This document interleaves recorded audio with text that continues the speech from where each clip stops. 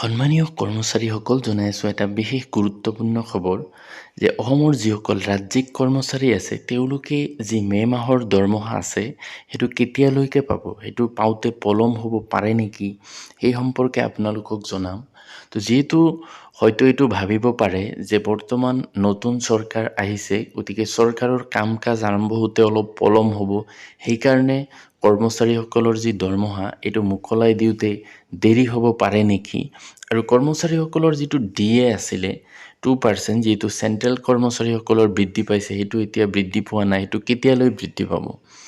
তো আচলতে কৰ্মচাৰীসকলৰ দৰমহাৰ বাবদ যিখিনি বাজেট সেইটো বৰ্তমান আছে আৰু সেই দৰমহাটো কৰ্মচাৰীসকলক দিব পাৰিব, তাত কোনো ধৰণৰ অসুবিধা নহয়। যিহেতু 1 তাৰিখ সোমবাৰ আৰু এইটো বন্ধ আছে আৰু সেইকাৰণে 1 তাৰিখে কোনো কৰ্মচাৰীয়ে দৰমহা নাপায়, কিন্তু পেঞ্চনাৰসকলে হয়তো পাইছে।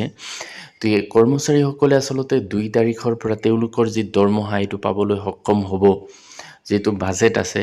আৰু কৰ্মচাৰীসকলৰ যিটো DA 2% এতিয়ালৈকে চৰকাৰে ঘোষণা কৰা নাই, হয়তো অতি সোনকালেই চৰকাৰে এইটো ঘোষণা কৰিব আৰু সেইটো পাবলৈ সক্ষম হ'ব, আৰু এইটো চৰকাৰে দিবই, যিহেতু কেন্দ্ৰীয় চৰকাৰৰ কৰ্মচাৰীসকলক ইতিমধ্যে এইটো প্ৰদান কৰিছে। গতিকে কৰ্মচাৰীসকলক কোনো চিন্তাৰ কাৰণ নাই, কাৰণ সেই অতিৰিক্ত যি 2% DA আছে এইটো দিব। লগতে যিখিনি এৰিয়াৰ আছে জানুৱাৰীৰ পৰা ধৰক মে' মাহলৈকে, সেইখিনিও তেওঁলোকে পাবলৈ সক্ষম হ'ব। তো এইটোৱেই আছিলে গুৰুত্বপূৰ্ণ খবৰ। Thank U.